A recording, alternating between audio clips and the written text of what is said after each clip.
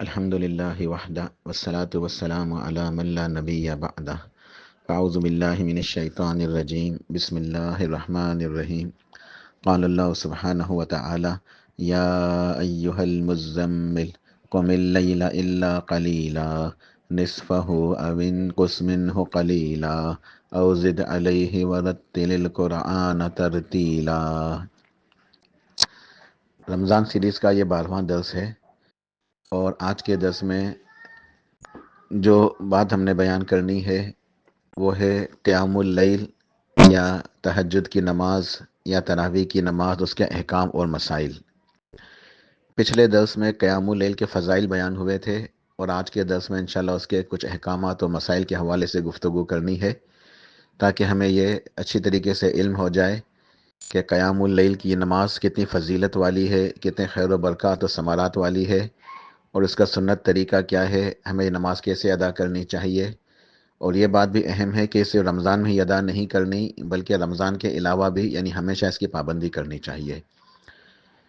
تو اس حوالے سے سب سے پہلے ایک اہم نقطہ جو ذہن نشین رہنا چاہیے، کیونکہ یہاں اس کی تعداد کے حوالے سے بہت اختلاف پایا جاتا ہے ہمارے معاشرے کے اندر، کہ جو تراویح کی نماز ہے وہ 8 رکعتیں ہیں یا 20 رکعتیں ہیں، اور عام انسان جو ہے وہ کنفیوز رہتا ہے کہ اصل سنت 8 رکعت ہے یا 20 رکعت، تراویح کی نماز کتنی رکعتیں ادا کرنی چاہیے۔ تو انشاءاللہ آج کے درس میں کوشش ہوگی، اگر اس کو ذرا توجہ کے ساتھ سماعت فرمائیں گے تو مسئلہ بالکل واضح ہو جائے گا انشاءاللہ۔ اس میں سب سے پہلے ایک نقطے کو یہ سمجھنے کی ضرورت ہے کہ تراویح کی نماز اور تہجد کی نماز، قیام اللیل، یہ سب ایک ہی نماز ہے، کوئی علیحدہ سے تراویح کی نماز نہیں ہے۔ تراویح کی نماز حقیقت میں قیام اللیل ہی ہے۔ اب اس کے دلائل انشاءاللہ قرآن و حدیث کی روشنی میں، سب سے پہلے سورہ مزمل کی میں نے آیات پڑھی ہیں۔ سورہ مزمل یہ وہ صورت ہے جو نبوت کے ابتدائی دور میں نازل ہوئی، جب سرتاج رسول سرور کائنات محمد الرسول اللہ صلی اللہ علیہ وسلم کو نبوت سے نوازا گیا، آپ نبی و رسول بنائے گئے، تو جو ابتدائی دور تھا اس میں یہ صورت نازل ہوئی تھی، مکی دور میں، نبوت کے شروع میں، سورہ مزمل۔ تو اس میں یہ آیت نازل ہوئی، یا ایھا المزمل، ایک چادر میں لپٹ کے آرام کرنے والے میرے حبیب صلی اللہ علیہ وسلم، قم اللیل الا قلیلا، آپ اٹھیے اور نماز ادا کیجئے۔ قم اللیل الا قلیلا، قیام اللیل کیجئے، قیام اللیل کیجئے، آپ نماز ادا کیجئے۔ نصفہ او انقص منہ قلیلا او زد علیہ، آدھی رات یا اس سے کم یا اس سے کچھ زیادہ رات، آپ رات کے حصے میں نماز ادا کریں، چاہے تو آدھی رات ادا کر لیں، چاہے اس سے کچھ زیادہ کر لیں، چاہے اس سے کم کر لیں، مگر آپ رات کا قیام کیجئے۔ وَرَتِّلِ الْقُرْآنَ تَرْتِیلًا، اور اس قیام کے اندر قرآن پاک کی تلاوت کریں ترتیل کے ساتھ، اچھے طریقے سے قرآن پاک کی تلاوت کرتے ہوئے ان قیام اللیل کو ادا کیجئے، رات کا قیام کیجئے۔ واضح رہے کہ یہ نبوت کا ابتدائی دور ہے، ابھی دین نازل ہونا شروع ہوا ہے، دین کے احکامات ابھی مکمل نہیں ہوئے ہیں، ابھی صرف توحید کے بارے میں ہی دعوت دی جا رہی ہے اہل مکہ کو کہ اللہ تعالیٰ کے اوپر ایمان لاؤ، شرک سے بچو اور اسلام قبول کرو، توحید کو اختیار کرو، شرک سے اپنے آپ کو بچاؤ۔ ابھی تک 5 نمازیں یہ فرض نہیں ہوئی، 5 نمازوں کی فرضیت کے احکامات نازل نہیں ہوئے، کیونکہ 5 نمازیں تو فرض ہوئی ہیں اسراء و معراج والی رات، اس کے احکامات نازل ہوئے، یعنی نبوت کے 10-11 سال۔ یہ اسراء معراج کب کرائی گئی اس کے اندر اختلاف ہے، 10واں سال تھا نبوت کا، 11واں سال یا 12واں سال، اس میں اختلاف ہے۔ تو بہرحال جب اسراء معراج کرائی گئی تو اس وقت آپ کو یہ احکامات نازل ہوئے 5 نمازوں کے، لیکن قیام اللیل کا حکم نبوت کے ابتدائی دور میں ہی نازل ہو گیا تھا، اور آپ علیہ الصلوۃ والسلام شروع سے ہی آپ رات کا قیام کیا کرتے تھے، کیونکہ اس وقت نماز کے باقاعدہ احکامات موجود نہیں تھے، تو ایک رات کا قیام تھا، رات میں یہ قیام اللیل پڑھی جاتی تھی، اور دن میں جب بھی موقع ملتا اسی حساب سے، کیونکہ وہ مشکل دور تھا، چھپ چھپ کے نمازیں ادا کرنی ہوتی تھی، چند صحابہ کرام مسلمان ہوئے تھے اس وقت، تو وہ بھی مشرکین چونکہ ستاتے تھے، تنگ کرتے تھے، رکاوٹیں کھڑی کرتے، مخالفت ہوتی تھی، اس وجہ سے وہ ان سے بچتے ہوئے چپکے سے نمازیں ادا کرتے تھے۔ تو اس وقت نمازوں کی کیفیت یہی ہوتی تھی کہ کچھ نماز ادا کر لی دن میں اور رات کا قیام. باقاعدہ یہ 5 نمازوں کے احکامات، ان کی رکعتیں، ان کے جتنے آج احکامات ہمارے پاس نماز جو اپنی صورت کے اندر موجود ہے، اس وقت موجود نہیں تھی نبوت کے ابتدائی دور میں. تو شروع میں ہی قیام اللیل کا حکم ملا کہ آپ رات کا قیام کریں. تو جو چند صحابہ مسلمان ہوئے تھے وہ بھی قیام کرتے تھے، اور سرتاج رسول صلی اللہ علیہ وسلم بھی آپ رات کا قیام کیا کرتے تھے.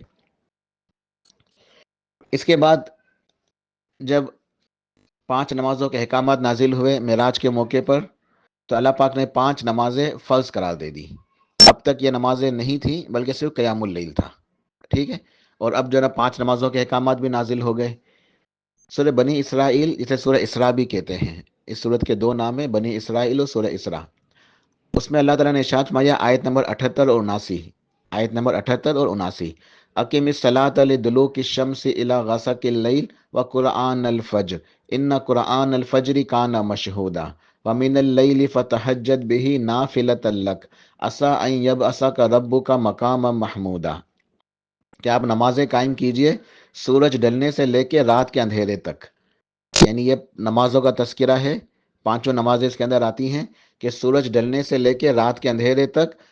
وقرآن الفجر، اور فجر کی نماز بھی، اور نماز فجر بھی ادا کریں. نماز فجر اس کے بعد جو طلوع شمس سے پہلے ادا ہوتی ہے، پھر زوال کا وقت آتا ہے، زوال کے وقت کے فوراً بعد ظہر کی نماز کا وقت ہوتا ہے، سورج ڈھلنے لگ جاتا ہے، عصر کی نماز، سورج غروب ہوتا ہے، مغرب کی نماز، رات میں پھر عشاء کی نماز.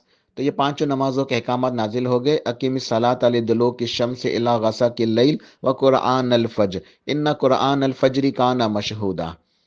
تو یہاں 5 نمازوں کا تذکرہ ہو گیا. اب یہ نماز جو تھی قیام اللیل، جو پہلے نماز فرض ہونے سے پہلے سے موجود تھی، ابتدائی دور سے ہی موجود تھی، اب یہ نماز سنت قرار دے دی گئی. اس کا حکم ہو گیا نفل نماز میں، سنت نماز میں. ٹھیک ہے. تو صحابہ کرام کے اوپر یہ 5 نمازیں فرض ہوں گی، یعنی امت کے اوپر. اور یہ جو نماز تھی تہجد کی نماز یا قیام اللیل، یہ سنت قرار پائی، یا یہ سنت ہو گئی یا نفل ہو گئی. سرتاج رسول کے لیے حکم نازل ہوا وَمِنَ اللَّيْلِ فَتَہَجَّدْ بِهِ نَافِلَةً لَكَ. اے حبیب، آپ رات کے کچھ حصے میں اس قرآن کے ساتھ تہجد پڑھا کریں. یعنی وہی قیام اللیل، جو قیام پہلے آپ کے اوپر تھا، پھر یہ 5 احکامات نازل ہو گئے فرض نمازوں کے. تو اب یہ نماز یہ آپ کی امت کے لیے تو سنت ہے، لیکن آپ کے لیے اضافی نماز ہے، نافلۃ لک. یہ آپ کے اوپر علیحدہ سے یہ نماز ہے، آپ کے اوپر یہ نماز ایک ایڈیشنل ہے، اضافہ ہے. تو آپ نے 5 نمازیں بھی ادا کرنی ہے، ساتھ ساتھ یہ قیام اللیل بھی کرنا ہے. تو سرتاج رسول سرور کائنات صلی اللہ علیہ وسلم ہمیشہ آپ اس کی پابندی کرتے تھے، اور آپ قیام اللیل آپ نے زندگی بھر ادا کی ہے، رمضان میں بھی، رمضان کے علاوہ بھی، فرض نمازیں شروع ہونے سے پہلے اور فرض نمازیں شروع ہونے کے بعد بھی. تو آپ نے ہمیشہ قیام اللیل کیا ہے، آپ نے ہمیشہ نمازیں ادا کی ہیں، قیام اللیل پڑھی ہے، اور یہ آپ کا مستقل معمول تھا. آپ ہمیشہ یہ پڑھا کرتے تھے کیونکہ آپ کے اوپر ایڈیشنل تھی، یہ نماز ایک نماز علیحدہ تھی. امت کے اوپر تو 5 نمازیں فرض ہیں، آپ کے اوپر یہ 6ٹھی نماز علیحدہ سے تھی، یہ اضافی نماز تھی. اس کی حکمت اللہ پاک نے یہ بیان فرمائی کہ عسیٰ ان یبعثک ربک مقاما محمودا، کہ اس نماز کی ادائیگی کی وجہ سے، اس محنت کی وجہ سے کہ آپ تہجد کی نماز بھی ادا کرتے ہیں، امید ہے آپ کا رب آپ کو ایک عظیم مقام، سب سے اونچا، سب سے اعلیٰ مقام، مقام محمود سے سرفراز فرمائے گا. آپ کو تہجد کی نماز سے مقام محمود عطا ہوگا، سب سے اونچا اور اعلیٰ مقام. یہ مقام محمود کیا ہے؟ یہ ہے تعریف کرنے والے کا مقام، سب سے اونچا. اور یہ ہے مقام شفاعت. اس کی تفسیر کیا ہے؟ مقام شفاعت، کہ جب قیامت کا دن ہوگا، سخت ترین پریشانی کا مرحلہ ہوگا، وقوف کا مرحلہ انتہائی خوفناک ہے، انتہائی بھیانک، بہت زیادہ اس وقت مصیبت کا عالم ہوگا، پوری مخلوق پریشان ہوگی، حتیٰ کہ لوگ یہ تمنا کریں گے کاش ہمیں اللہ چاہے جہنم میں ڈال دے لیکن حساب کتاب شروع کرے. تو بہت خوفناک یہ وقوف کا مرحلہ ہوگا. لوگ سب جائیں گے حضرت آدم علیہ السلام کے پاس کہ آپ اللہ تعالیٰ سے شفاعت کیجئے کہ اللہ تعالیٰ حساب شروع کرے. آدم علیہ السلام عذر پیش کریں گے کہ آج میری ہمت نہیں ہے اللہ تعالیٰ کے دربار میں بات کرنے کی. تم جاؤ نوح علیہ السلام کے پاس. نوح علیہ السلام فرمائیں گے آج میرا مقام نہیں ہے، میں اللہ تعالیٰ کے یہاں بات نہیں کر سکتا. جاؤ ابراہیم علیہ السلام کے پاس. سیدنا ابراہیم علیہ السلام اللہ کے خلیل ہیں، لیکن وہ بھی انکار کریں گے کہ آج میں نہیں کر سکتا. جاؤ موسیٰ علیہ السلام کے پاس. موسیٰ علیہ السلام کہیں گے کہ آج میرا مقام نہیں ہے. جاؤ عیسیٰ علیہ السلام کے پاس. عیسیٰ علیہ السلام ارشاد فرمائیں گے، لوگوں کو مشورہ دیں گے کہ تم جاؤ محمد الرسول اللہ آخری نبی رحمت للعالمین صلی اللہ علیہ وآلہ وسلم کے پاس. تو یہ مقام محمود ہے. آپ سرتاج رسول ہیں، سرور کائنات ہیں، سردار دو جہاں ہیں، امام الانبیاء ہیں. لوگ آپ کے پاس آئیں گے کہ ہمیں اس مصیبت سے نجات دلائیے، اللہ تعالیٰ سے شفاعت کے لیے بات کیجیے، اللہ تعالیٰ حساب شروع کرے. تو آپ اللہ کے عرش کے نیچے سجدہ کریں گے، طویل سجدہ، بہت لمبا سجدہ. اور آپ ارشاد فرماتے ہیں کہ مجھے نہیں پتا آج کہ میں اس وقت اس سجدے کے اندر اللہ تعالیٰ کی کون سی حمد و ثنا بیان کروں گا. وہ کچھ اسپیشل حمد کے الفاظ ہوں گے جو اسی وقت اللہ سبحانہ و تعالیٰ مجھے سکھائے گا، میرے پر الہام کرے گا، مجھے القا ہوں گے وہ حمد و ثنا کے الفاظ، اور میں اللہ تعالیٰ کی تعریف کروں گا. محمود کہتے ہیں تعریف سے نکلا ہے یہ لفظ، حمد سے. میں اللہ کی حمد بیان کروں گا، میں اللہ تعالیٰ کی حمد بیان کروں گا، طویل سجدہ، بہت لمبا سجدہ. اور اس میں اللہ تعالیٰ کی حمد بیان کرتا ہی رہوں گا، کرتا ہی رہوں گا، یہاں تک کہ اللہ پاک کی طرف سے اعلان ہوگا. اللہ پاک حکم فرمائیں گے یا محمد ارفع راسک، اے حبیب سر اٹھائیے، بات کیجیے، آپ کی بات سنی جائے گی، شفاعت کیجیے، آپ کی شفاعت قبول کی جائے گی. یہ ہے مقام محمود، یہ ہے مقام محمود کہ سب کوئی بات نہیں کر سکے گا. آپ بات کریں گے، اللہ تعالیٰ کو سجدہ کریں گے، اللہ تعالیٰ کی حمد بیان کریں گے، پھر اللہ تعالیٰ آپ کو اجازت عطا فرمائیں گے، آپ شفاعت کریں گے، یا اللہ مخلوق بدحال ہے، پریشان ہے، حساب کتاب شروع کریں. تو اللہ پاک اس کے بعد حساب کتاب کے لیے اللہ نیچے آئے گا، اور اس کے بعد حساب کتاب شروع ہوگا. اس کے بعد آپ مزید شفاعت فرمائیں گے جنت کا دروازہ کھلوانے کے لیے بھی. جنت کا دروازہ آپ کے علاوہ کوئی نہیں کھلوا سکتا. یہ ہے مقام محمود. آپ جنت کا دروازہ کھلوائیں گے اور جنتی پہ جنت میں جائیں گے. اسی طرح جو لوگ جہنم میں چلے گئے ہوں گے، آپ ان کے لیے شفاعت کریں گے، ان کو جہنم سے نکالیں گے. جن کے پاس توحید ہوگی، عقیدہ توحید ان کے پاس ہوگا، تو وہ اللہ کی رحمت سے آپ کو شفاعت کی اجازت ملے گی، اور پھر جو نا وہ جہنم سے نکلیں گے اور جنت میں جائیں گے. یہ ہے مقام محمود. اسی طریقے سے پھر آپ شفاعت کریں گے جنتیوں کے درجات کو بلند کرنے کے لیے بھی. تو بہرحال یہ ایک عظیم اور اونچا مقام ہے جو صرف آپ ہی کے حصے میں ہے. مقام محمود تمام انبیاء اور رسول میں سے آپ کو عطا ہوگا مقام محمود صلی اللہ علیہ وآلہ وسلم. یہ آپ کا اونچا اور عظیم ترین مقام ہے. تو اس کے لیے آپ کے اوپر یہ علیحدہ سے نماز تھی قیام اللیل. یہ بعد میں جو سنت قرار پائی امت کے لیے، لیکن آپ کے لیے علیحدہ سے لازمی نماز تھی. تو آپ فجر، ظہر، عصر، مغرب، عشاء، ان 5 نمازوں کے ساتھ قیام اللیل بھی ہمیشہ پڑھا کرتے تھے. تو اب تک ہمیں یہ 2 باتیں سمجھ میں آئیں. پہلی بات کہ شروع میں صرف قیام اللیل تھی، 5 نمازیں نہیں تھی. نبوت کے ابتدائی دور میں صرف قیام اللیل کا حکم تھا. یا ایھا المزمل قم اللیل الا قلیلا، آپ رات کا قیام کیا کریں. پھر اس کے بعد 5 نمازوں کا حکم آیا تو یہ نماز سنت قرار پا گئی، یہ نماز نفل ہو گئی. اچھا، اب یہی نماز ہم رمضان کے اندر ادا کرتے ہیں. اس کی بڑی فضیلت ہے، جو پچھلے درس کے اندر اس کے فضائل بیان ہوئے تھے. تو ہم صرف رمضان میں ادا کرتے ہیں، حالانکہ ہمیں چاہیے کہ ہم اس کو ہمیشہ ادا کریں، رمضان میں بھی، رمضان کے علاوہ بھی اس نماز کو ادا کیا کریں. تو یہ جو رمضان میں ہم نماز ادا کرتے ہیں جو تراویح کے نام سے مشہور ہے، اب یہ کون سی نماز ہے؟ تو یہ بات یاد رکھیں کہ تراویح کی نماز، صلاۃ التراویح، یہ قرآن پاک میں کہیں بھی اس کا ذکر موجود نہیں ہے. جو قیام اللیل ہے نا، اس کے 3 نام ذکر ہیں کتاب و سنت کے اندر. قیام اللیل کا لفظ بھی موجود ہے، صلاۃ اللیل اور صلاۃ التہجد یہ موجود ہے. لیکن صلاۃ التراویح، تراویح کا لفظ نہ قرآن پاک میں نہ احادیث کے اندر ہے. تراویح کے نام سے کبھی آپ علیہ الصلوۃ والسلام نے نماز ادا نہیں کی، کبھی صحابہ کرام نے نہیں کی. صلاۃ التراویح یہ موجود نہیں تھی. ٹھیک ہے، اب یہ نماز کون سی؟ یہ حقیقت میں وہی نماز ہے جسے ہم قیام اللیل، ہم تراویح کی نماز کہتے ہیں. یہ لفظ تراویح بعد میں مشہور ہو گیا. تراویح کا لفظ میں نکلا ہے ترویہ سے یا استراحہ سے. استراحہ، جب مسافر سفر پہ جاتا ہے تو تھوڑی دیر کے لیے سستانے کے لیے رکتا ہے، اسے کہتے ہیں استراحہ. وہ رکتا ہے کہیں پہ، گاڑی روک کے پانی وانی پیتا ہے، پیٹرول ویٹرول چیک کرتا ہے، ساری چیزیں، تو اسے کہتے ہیں کہ استراحہ کے لیے رکا ہے کچھ دیر کے لیے. تو ہوتا کیا ہے کہ یہ جو قیام اللیل ہے یہ اصل میں لمبی نماز ہے. اس میں لمبا قیام ہوتا ہے، لمبے رکوع، لمبے سجود، اور 2 کر کے ادا کی جاتی ہے 8 رکعتیں. تو جب 4 رکعتیں ادا کر لی جاتی ہیں تو کچھ دیر کے لیے وقفہ ہوتا ہے. میں مساجد کی بات کر رہا ہوں، جب مساجد میں نماز ادا کی جاتی ہے تو کچھ دیر کے لیے وقفہ ہوتا ہے. امام صاحب تھوڑی دیر ٹھہر جاتے ہیں، جس کو واش روم وغیرہ جانا ہے یا وضو کرنا ہے، پانی پینا ہے، سستانا ہے، وہ اپنے ضروریات کو پورا کر لیتے ہیں. 5-10 منٹ کا آرام کا وقت دیا جاتا ہے، پھر دوبارہ سے بھی 4 رکعتیں اور پڑھی جاتی ہیں 2 کر کے. تو یہ 8 رکعتوں میں جو ایک مرتبہ وقفہ ہوتا ہے 5-10 منٹ کا، کوئی 15 منٹ کا وقفہ بھی کر لیتے ہیں، کوئی کم کوئی زیادہ، تو اس وجہ سے اس کا نام مشہور ہو گیا صلاۃ التراویح. ورنہ حقیقت یہ ہے کہ صحابہ کرام کے دور میں بھی یہ نام نہیں تھا. خیر القرون کے اندر بھی یہ نام موجود نہیں تھا، قیام اللیل کے نام سے ہی رمضان میں بھی یہ نماز ادا کی جاتی تھی۔ اب اس نقطے کو غور سے سنیں دھیان سے کہ قیام اللیل ہی کے نام سے، تہجد ہی کے نام سے، یا صلاۃ اللیل کے نام سے اسی نماز کو ادا کیا جاتا ہے رمضان میں بھی، رمضان کے علاوہ بھی پڑھنی چاہیے، لیکن جو رمضان میں ادا کی جاتی ہے عشاء کے بعد وہ یہی نماز ہے۔ تراویح کوئی علیحدہ سے نماز نہیں ہے، اس کا ذکر ہی موجود نہیں ہے۔ جب ذکر موجود نہیں، اس کے احکامات کہاں سے آئیں گے؟ اب یہ پتہ کیسے چلے گا کہ تراویح کی 20 رکعتیں ہیں کہ 8 رکعتیں ہیں؟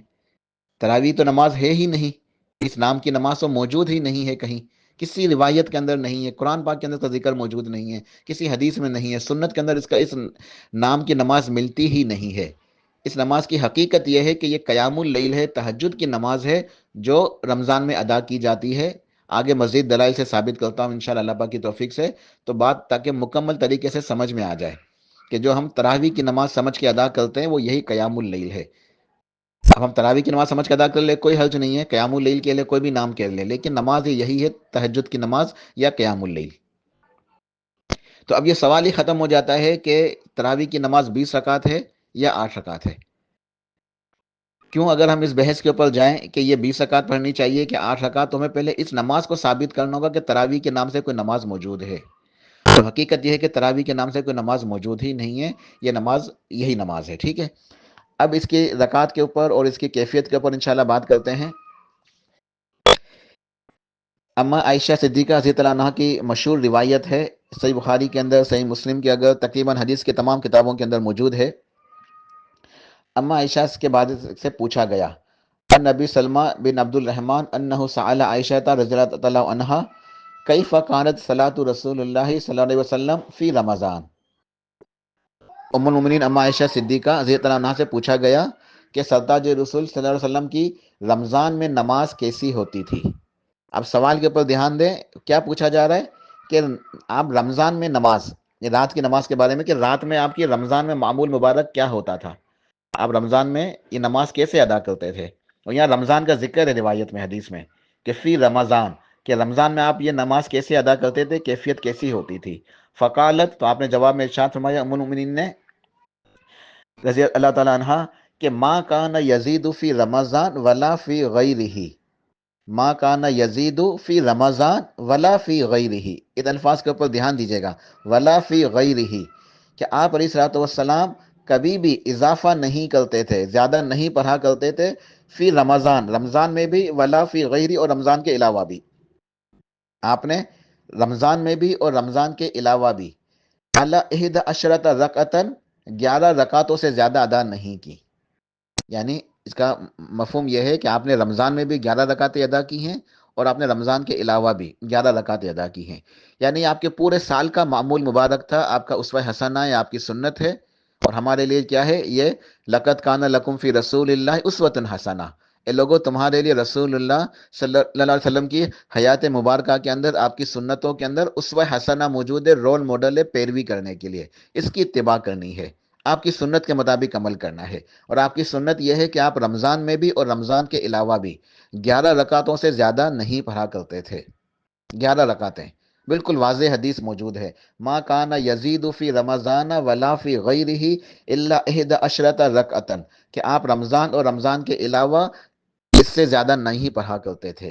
پھر آپ نے اس کی تفصیل کے بھی بیان فرمائی، یصلی اربعا، آپ پہلے 4 رکعتیں ادا کرتے، فلا تسأل عن حسنہن وطولہن، کہ آپ 4 رکعتیں ادا کرتے اور نہ پوچھو وہ کتنی حسین، کتنی طویل ہوتی تھی وہ 4 رکعتیں۔ اور یہ 4 رکعتیں ایک ساتھ نہیں ہوتی تھی، کیونکہ ایک اور حدیث ہے جس کے اندر یہ الفاظ موجود ہے کہ صلاۃ اللیل مثنی و مثنی، کہ رات کی نماز 2 رکعت کر کے ہے، اور دیگر روایتوں سے بھی ثابت ہے کہ جو قیام اللیل کی نماز ہے، تراویح کی نماز، تہجد کی نماز، یہ 2 رکعت کر کے ہوتی ہے۔ تو آپ 2 رکعت ادا کرتے پھر 2 رکعت، 4 رکعت۔ فرمایا کہ فلا تسأل عن حسنہن وطولہن، کتنی حسین، کتنی حسین، کتنے خوبصورت اور طویل، لمبا قیام لمبا قیام، لمبے رکوع، لمبے سجود۔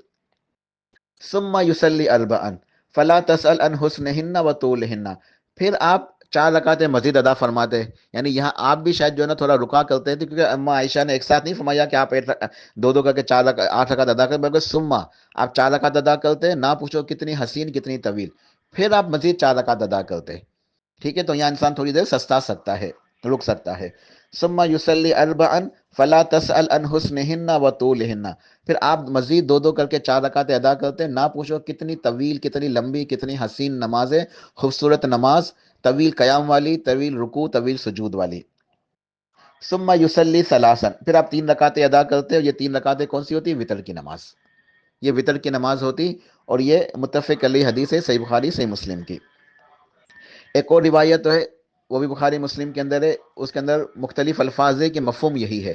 اس میں اما عائشہ بیان فرماتی ہیں وقالت، اور آپ نے ارشاد فرمایا کان النبی صلی اللہ علیہ وسلم یصلی فیما بین ان یفرغ من صلاۃ العشاء الی الفجر، کہ آپ علیہ الصلوۃ والسلام آپ نماز ادا فرمایا کرتے تھے فارغ ہو جانے کے بعد عشاء کی نماز سے الی الفجر، فجر کے درمیان تک، یعنی عشاء سے لے کے فجر تک، عشاء کی نماز آپ نے ادا فرما لی، اس کے بعد سے لے کے فجر تک آپ نماز پڑھا کرتے تھے 11 رکعتن، آپ 11 رکعتیں پڑھا کرتے تھے، یسلم بین کل رکعتین، اور یہ دو دو کر کے ادا فرمایا کرتے تھے، ہر 2 رکعت میں آپ سلام پھیرتے تھے۔ وہی جو ایک اور حدیث میں نے بتائی کہ رات کی نماز 2 2 کر کے ہے، تو ایک ساتھ 4 ادا نہیں کرنی بلکہ 2 2 رکعت کر کے آپ 11 رکعتیں ادا کیا کرتے تھے، ٹھیک ہے، 2 رکعت 2 رکعت 2 رکعت کر کے یہ 8 رکعتیں تہجد کی ہو جاتی، قیام اللیل، پھر 2 رکعتیں وطر کے، وَيُؤْتِرُ بِوَاحِدَةٍ، اور ایک وطر، وطر چونکہ ایک ہی ہوتا ہے، اس کے ساتھ جو ہوتے ہیں مزید وہ نوافل ہوتے ہیں، تو 1 رکعت 3 رکعت 5 رکعت وطر، یہ سب ثابت ہے، یہ مسائل انشاءاللہ اگلے درس کے اندر بیان ہوں گے وطر کی نماز کے۔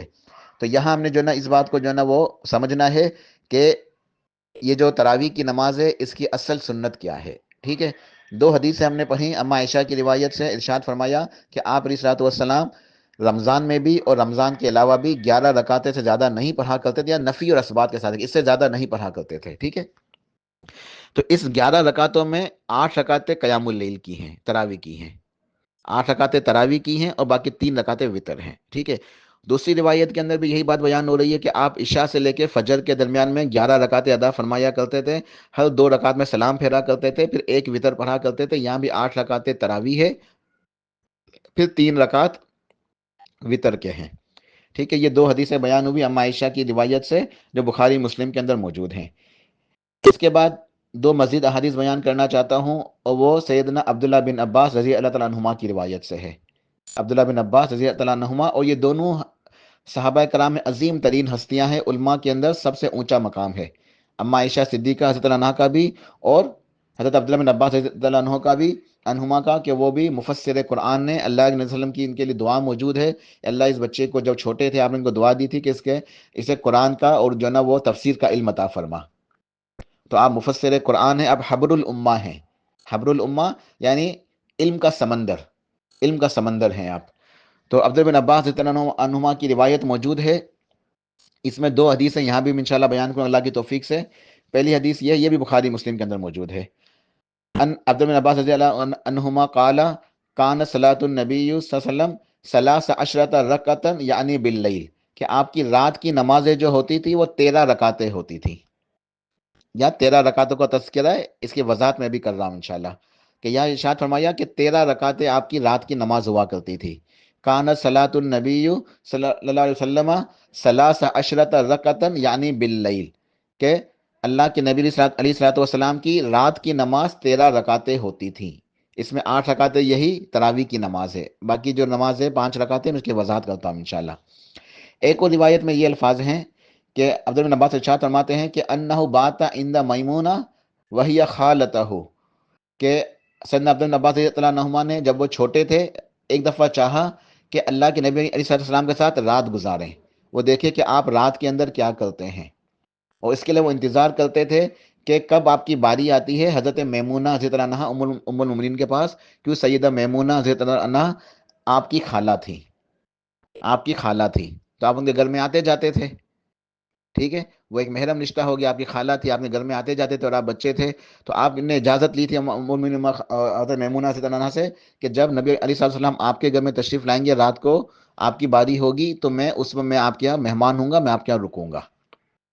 تو جس رات آپ کی باری تھی تو میمونہ کے پاس، تو عبداللہ بن عباس تشریف لائے اور آپ نے اپنے خالہ کے ساتھ، اپنے گھر میں وسلم کے ساتھ آپ نے رات گزاری۔ آپ ارشاد فرماتے ہیں کہ میں نے دیکھا کہ آپ کیا کرتے ہیں، آپ آئے، آپ سو گئے، آپ نے آرام کیا، اس کے بعد آپ اٹھے، میں نے آپ کو پانی دیا وضو کے لیے، آپ نے وضو فرمایا، پھر آپ نے نماز ادا کرنی شروع کی، میں نے آپ کے ساتھ نماز ادا کی۔ اس حدیث میں یہ الفاظ ہیں ثم صلی رکعتین، کہ آپ نے 2 رکعتیں ادا کی، ثم صلی رکعتین، ٹھیک ہے۔ یہ 2 نماز رکعتیں کون سی ہیں؟ یہ ایک حدیث ہے کہ اللہ کے نبی علیہ الصلوۃ والسلام جب تہجد کی نماز ادا فرمانے کے لیے کھڑے ہوتے تو آپ تہجد کی نماز سے پہلے، آپ تراویح کی نماز سے پہلے آپ 2 رکعتیں ہلکی پڑھا کرتے تھے، اس کے اندر لمبا قیام، لمبے رکوع، لمبے سجود نہیں ہوتے تھے، ہلکی نمازیں 2 رکعتیں ادا کرتے۔ اس کے بعد آپ جو ہے نا قیام اللیل لمبا شروع کرتے ہیں۔ یہ آپ کی سنت مبارکہ ہے جو صحیح حدیث سے ثابت ہے، یہاں بھی ثابت ہو رہی ہے، اور دوسری حدیث کے اندر بھی الفاظ ملتے ہیں، کانا رسول اللہ صلی اللہ علیہ وسلم اذا قام من اللیل لیصلی لیصلی افتتح صلاتہ برکعتین خفیفتین، کہ اللہ کے نبی علیہ الصلوۃ والسلام جب رات کی نماز شروع کرتے، قیام شروع کرتے، تو اس سے پہلے آپ 2 رکعتیں ہلکی پڑھا کرتے تھے۔ تو یہ نفل نماز ہے 2 رکعت، آپ 2 رکعت نفل جو ہے نا ہلکی پڑھا کرتے تھے قیام اللیل سے پہلے۔ تو حضرت عبداللہ بن عباس رضی اللہ عنہ کی روایت کے جو 13 رکعتوں کا تذکرہ ملتا ہے، اس کے اندر 2 رکعتیں یہی نفل ہے جو آپ قیام اللیل سے پہلے پڑھا کرتے تھے۔ تو حدیث میں یہ الفاظ ہے کہ ثم صلی رکعتین ثم رکعتین ثم رکعتین ثم رکعتین، آپ نے 2 رکعتیں پڑھی، پھر 2 رکعتیں، پھر 2 رکعتیں، پھر 2 رکعتیں، اس طرح پورا واقعہ موجود ہے حدیث کے اندر۔ اور اس کے بعد آخر میں شافعی کا ثم اوترا، پھر آپ نے 1 رکعت وتر کی ادا کی۔ اس طرح آپ نے 2 کر کے 13 رکعتیں ادا کی۔ پہلے 2 نفل پڑھے ہلکے، وہ لمبے نہیں تھے، وہ ہلکی نماز تھی، 2 نفل۔ 2 نفل پڑھنے کے بعد آپ نے 2 کر کے 8 رکعتیں ادا کی، اور یہ لمبی نماز تھی، لمبا قیام تھا اس کے اندر، ٹھیک ہے، قیام اللیل۔ اس کے بعد وہی 3 وتر، تو یہ ملا کے ہو گئے ٹوٹل 13 رکعتیں۔ تو یہ بھی 2 احادیث بخاری مسلم کے اندر ہمیں ملتی ہیں۔ تو اسی طریقے سے ان احادیث سے اور بھی دیگر روایات ہیں، طوالت کے خوف سے میں ساری روایتیں بیان نہیں کر رہا، بات لمبی ہو جائے گی۔ بہرحال ایک نہیں بہت ساری احادیث اس بات کے اوپر دلالت کرتی ہیں، بالکل بات وضاحت کے ساتھ ثابت ہے کتاب و سنت سے، کہ سرتاج رسول سرور کائنات صلی اللہ علیہ وسلم ہمیشہ آپ قیام اللیل یا تہجد یا وتر کی جو یہ تراویح کی جو نماز ہے، یہ 8 رکعتیں ہی ادا فرمایا کرتے تھے، آپ 8 رکعتیں ادا فرمایا کرتے تھے۔ اب یہی نماز جب رمضان میں ادا ہوتی ہے تو اسی کو تراویح کا نام بعد میں مشہور ہو گیا۔ اچھا، آپ نے یہ نماز رمضان میں بھی ادا فرمائی ہے۔ ابو ہریرہ ارشاد فرماتے ہیں، کان رسول اللہ صلی اللہ علیہ وسلم یرغب فی قیام رمضان من غیر ان یأمرہم فیہ بعزیمۃ فیقول من قام رمضان ایمانا واحتسابا غفر له ما تقدم من ذنبہ۔ اچھا، ابو ہریرہ کی روایت ہے، وہ ارشاد فرماتے ہیں کہ سرتاج رسول علیہ الصلوۃ والسلام آپ ہمیں ترغیب دیا کرتے تھے رمضان میں قیام کرنے کی، یرغب فی قیام رمضان، آپ رمضان میں ہمیں قیام کرنے کی ترغیب دیا کرتے تھے، حکم نہیں دیتے تھے، کہ حکم تو فرض کے لیے ہوتا ہے، یہ فرض نہیں ہے، ترغیب موجود ہے کہ یہ سنت نماز ہے۔ غیر ان یأمرہم، مزید تاکید ارشاد فرمائی کہ غیر ان یأمرہم، آپ حکم نہیں دیتے تھے، فیہ بعزیمۃ، ایک عزم کے ساتھ جو حکم ہوتا ہے نا، وہ تو 5 وقت کی فرض نمازوں کے لیے ہے، کہ اس کے اندر جو ہے نا گنجائش نہیں ہے اس کو چھوڑنے کی، لیکن یہ نماز کی ترغیب موجود ہے، آپ اس کی ہمیں ترغیب دیتے تھے، اس کی رغبت دلاتے تھے، لیکن یہ فرض نہیں ہے، یہ سنت ہے۔ فیقول، اور آپ ارشاد فرماتے ہیں کہ من قام رمضانہ، جو رمضان میں قیام کرتا ہے، ایمان واحتسابا غفر له ما تقدم من ذنبہ، اس کے پچھلے سارے گناہ معاف ہو جاتے ہیں۔ اور بخاری مسلم کے اندر ہی دیگر محدثین کی یہاں بھی حدیث موجود ہے، ہم عائشہ بیان فرماتی ہیں کہ اللہ کے نبی علیہ الصلوۃ والسلام نے مسجد کے اندر آپ نے جب رات کا قیام کیا، اور حدیث میں یہ الفاظ روایت وَذَلِكَ فِي رمضان، وَذَلِكَ فِي رمضان، اور وہ رمضان کی بات ہے، یہ رمضان کی بات ہے کہ رمضان کی ایک رات میں آپ نے مسجد میں نماز پڑھنی شروع کی، تو صحابہ کرام بھی آ گئے، اور صحابہ کرام نے آپ کے پیچھے نماز ادا فرمائی۔ صحابہ کرام نے تہجد کی نماز، قیام اللیل، رمضان کا جو قیام ہے، مسجد نبوی کے اندر آپ کے پیچھے آپ نے ادا کیا، آپ نے ایک رات انہیں نماز پڑھائی، جماعت ہو گئی، جماعت کے ساتھ پڑھائی۔ اس کے بعد دوسری رات ہوئی، پھر آپ تشریف لائے مسجد نبوی کے اندر، پھر نماز شروع کی، صحابہ کرام نے پھر نماز پیچھے آپ کے پڑھی۔ اسی طرح تیسری رات بھی ہوا، 3 راتوں تک مسلسل آپ نے صحابہ کرام کو جماعت کے ساتھ، جماعت ہوئی قیام کی نماز کی، ہم نے جماعت کے ساتھ نماز پڑھائی۔ چوتھی رات صحابہ کرام انتظار کرتے رہے کہ آپ تشریف لائیں گے اور نماز پڑھائیں گے ہمیں، آپ تشریف نہیں لائے۔ اس رات آپ نے نماز مسجد میں ادا نہیں کی، بلکہ آپ نے اپنے گھر میں ادا فرمائی۔ آپ فجر میں تشریف لائے، اور آپ نے ارشاد فرمایا صحابہ کرام سے کہ میں جانتا تھا تمہارے ذوق اور شوق کو، تمہارے انتظار کو، کہ تم میرا انتظار کر رہے ہو کہ میں مسجد میں آؤں تو میں نماز پڑھاؤں تراویح کی۔ اس وقت نام نہیں تھا تراویح، لیکن قیام اللیل، تہجد کی نماز پڑھاؤں، رمضان کا قیام۔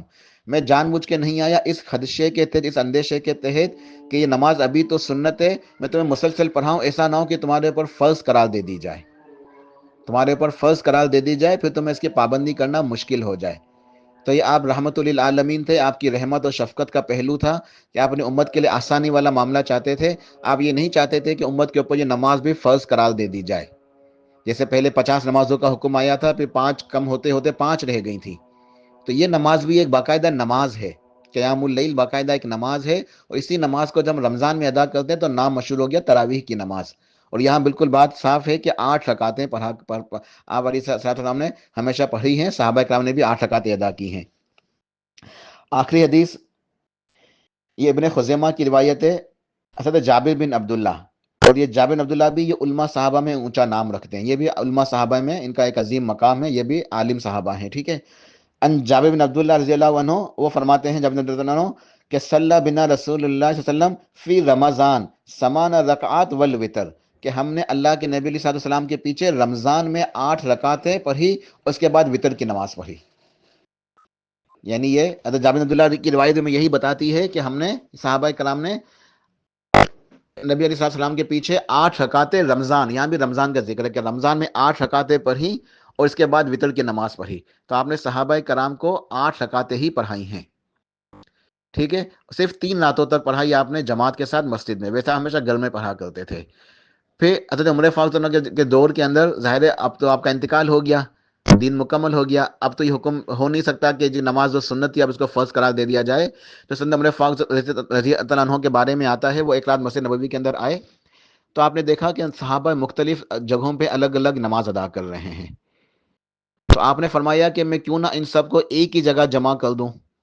تو پھر آپ نے حکم دیا کہ ابی بن کعب رضی اللہ عنہ کو کہ آپ صحابہ کرام کو یہ قیام اللیل کرا دیں، یہ نماز پڑھا دیں۔ تو سب صحابہ نے پھر جماعت کے ساتھ قیام اللیل کی نماز پڑھنی شروع کر دی، اور اس کی اصل موجود ہے کہ یہ سنت ہے کہ 3 راتوں تک آپ نے چونکہ صحابہ کرام کو مسجد نبوی کے اندر جماعت کرائی ہے، تو لہٰذا یہ سنت ہے، یہ بدعت نہیں ہے، ٹھیک ہے، یہ بدعت نہیں ہے۔ تو اس وقت سے لے کے اب تک یہ نماز ہم مساجد کے اندر جماعت کے ساتھ رمضان میں ادا کرتے ہوئے آئے ہیں، ٹھیک ہے۔ تو یہی نماز ہے قیام اللیل، یہی ہے صلاۃ التہجد، اسی کو تراویح کی نماز کہتے ہیں، اور یہ نماز بالکل وضاحت کے ساتھ 8 رکعتیں ہی ثابت ہیں۔